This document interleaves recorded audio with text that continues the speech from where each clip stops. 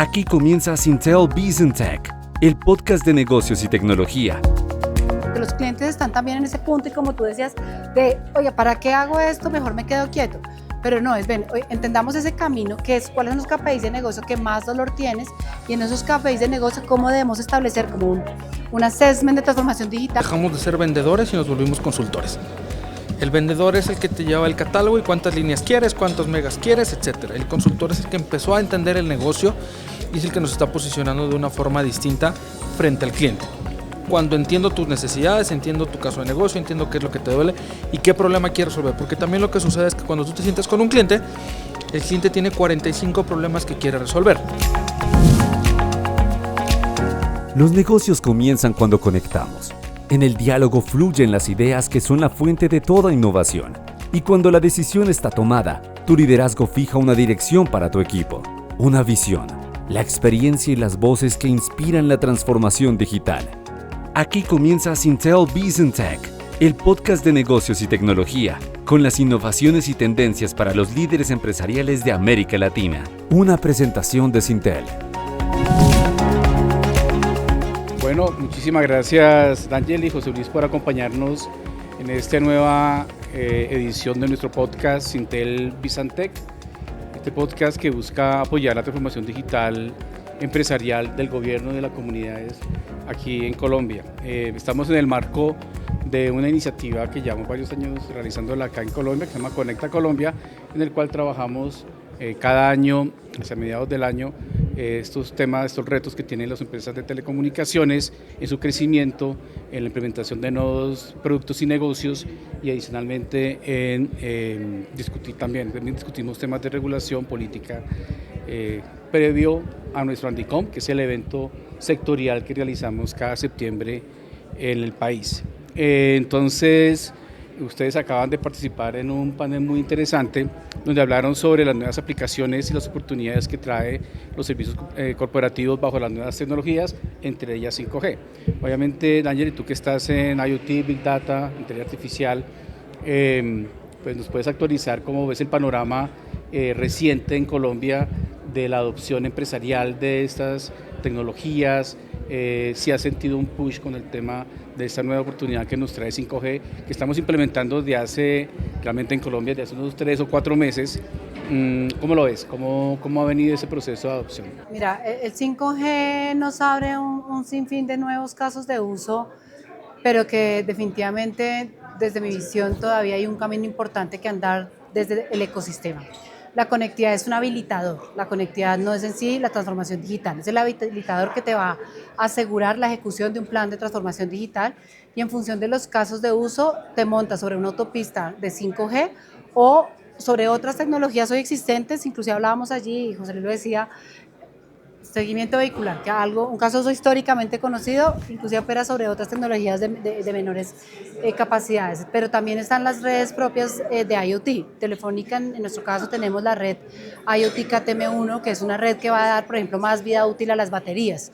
Entonces, cada caso de uso, que son los que van a impulsar esa transformación digital en las diferentes empresas, van a requerir unas necesidades de transmisión diferentes y de allí es donde defines a cuál tecnología te montas. Entonces no necesariamente el que ya hoy exista 5G en Colombia significa que todos los casos de uso demanden lo que el 5G te entrega. Entonces, como yo lo veo, es un habilitador que lo ves tanto en un entorno, por ejemplo, de casos de uso, no sé, de drones que quieran transmitir en tiempo real, pero también en el sector industrial. Si tú me preguntas dónde veo una mayor monetización o necesidad del 5G para esa transformación digital, es en el entorno industrial.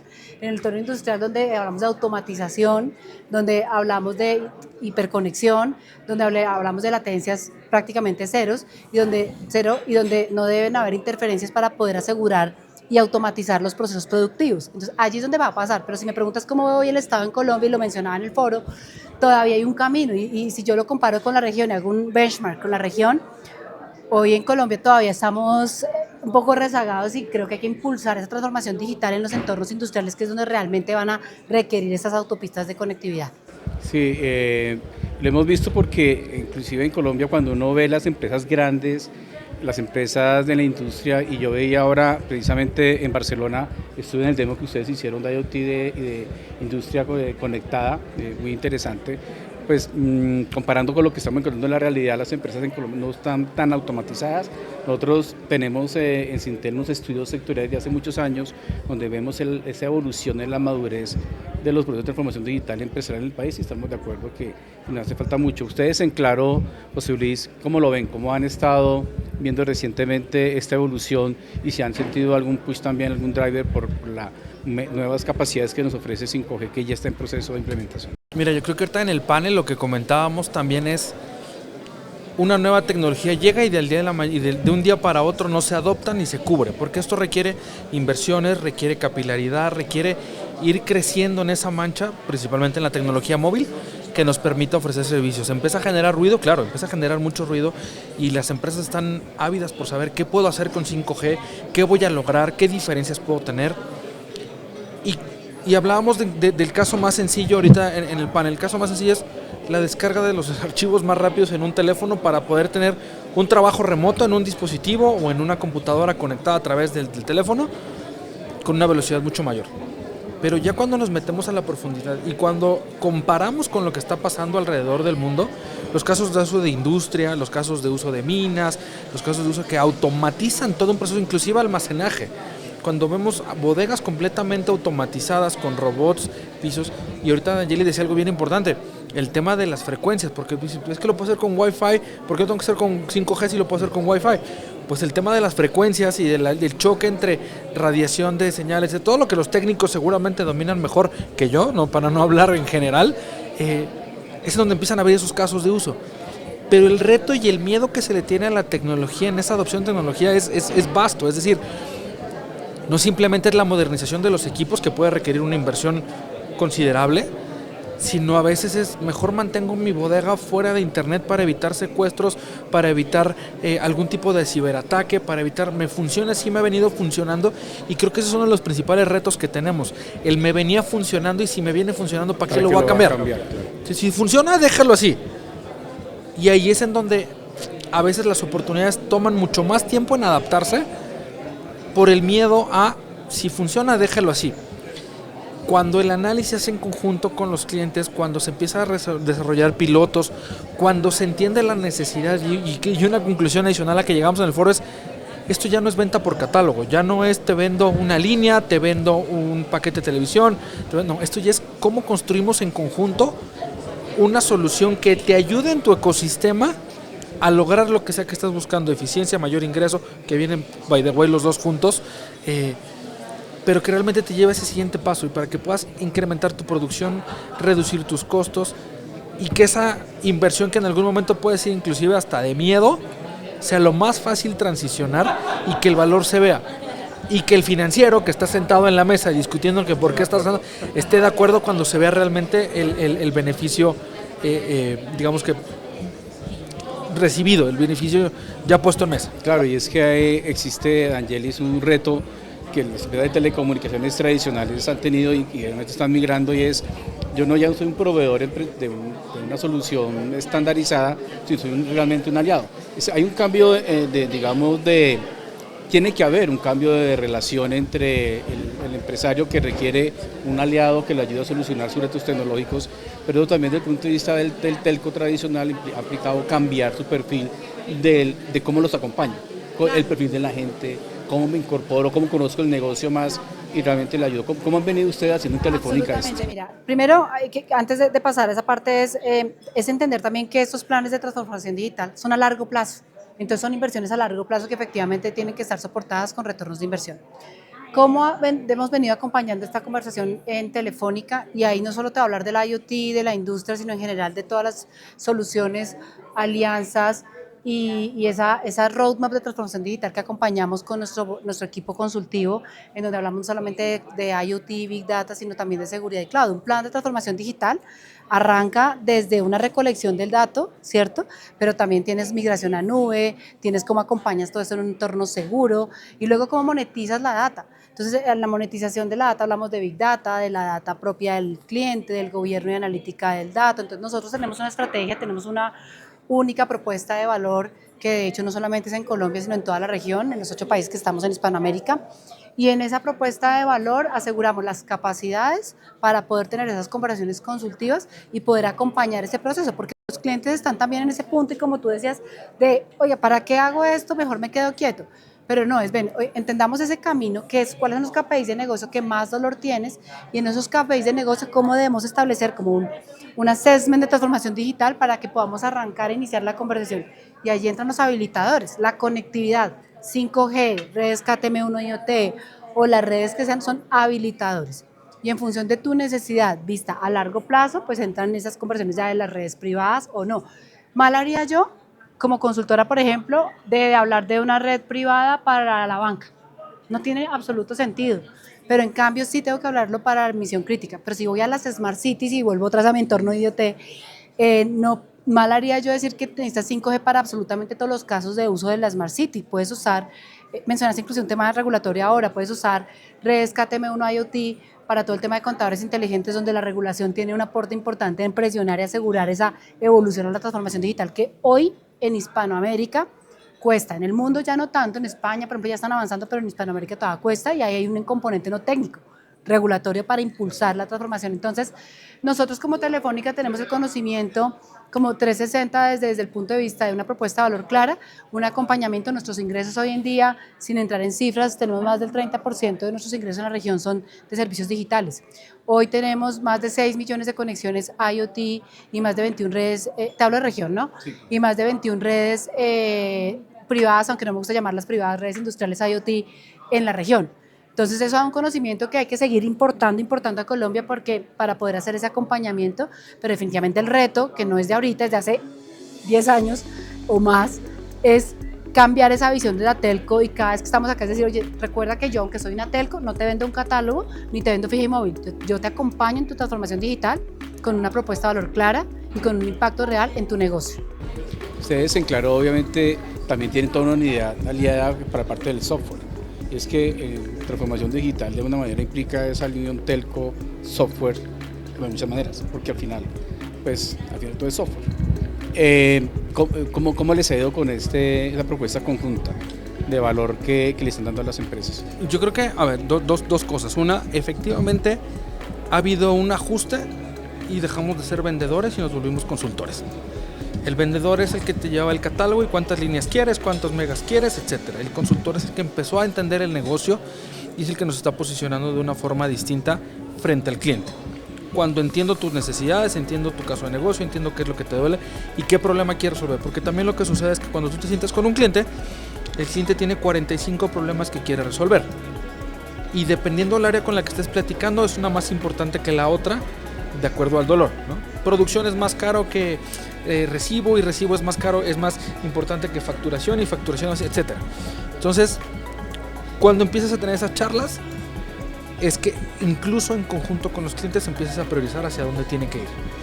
La conectividad, la tecnología, el almacenamiento, la nube, el data center, se complementa con ese ecosistema que ya tenemos,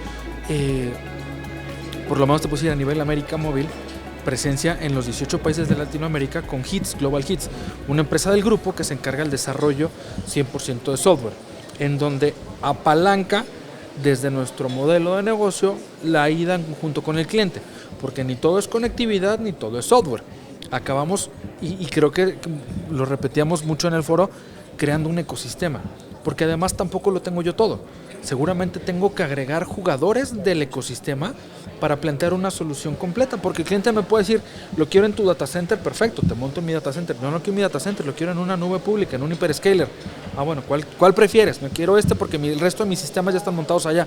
Perfecto, entonces, cuando empiezas a juntar esos elementos dentro del ecosistema, lo que generas es más valor para el cliente y al final de cuentas una integridad completa en un proyecto, porque si no empezamos a vender pedacitos de solución y yo te vendo la conectividad y él te vende el software y él te vende. Y cuando hay un problema, la resolución de ese problema va pimponeando, como decimos, entre los diferentes elementos. Entonces, para nosotros ha sido un gran diferencial poder agregar esa mano de desarrollo o esa herramienta de desarrollo que es Global HITS para poder cerrar, digamos que la llave completa del ecosistema y hacer las implementaciones que también se requieren. Hoy, uno de los mayores retos que tenemos, y me podría decir que en Latinoamérica, quizá no para la punta de la pirámide, la parte baja, pero para la parte media de la pirámide es la cantidad de sistemas legados que continúan operando al día de hoy, que para llevarlos a una experiencia en transformación digital o implica un trasplante prácticamente de columna vertebral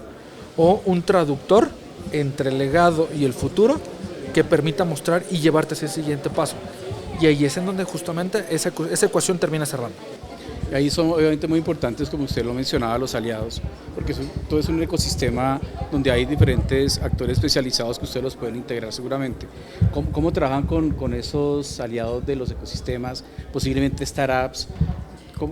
¿Cómo han venido haciendo eso? Tenemos, por un lado tenemos como nuestros top partners en la región, ¿cierto? Donde están los principales hyperscalers, en IoT los principales fabricantes con los quienes hacemos alianza y llevamos una estrategia conjunta. Pero además tenemos una incubadora de startups que es Guaira, donde también allí analizamos las diferentes startups que se están presentando. ¿Para qué nos sirve esto? Nos sirve también para entender cómo lo integramos en esa conversación y crecer y alimentar el ecosistema, pero no es un catálogo de producto, entonces no es que yo te integre de una y solo producto, no, dependiendo la verdad la necesidad del mercado, tomamos una decisión u otra, pero con ese acompañamiento consultivo, si esa necesidad se cubre con estos aliados que vamos teniendo, pues los incorporamos.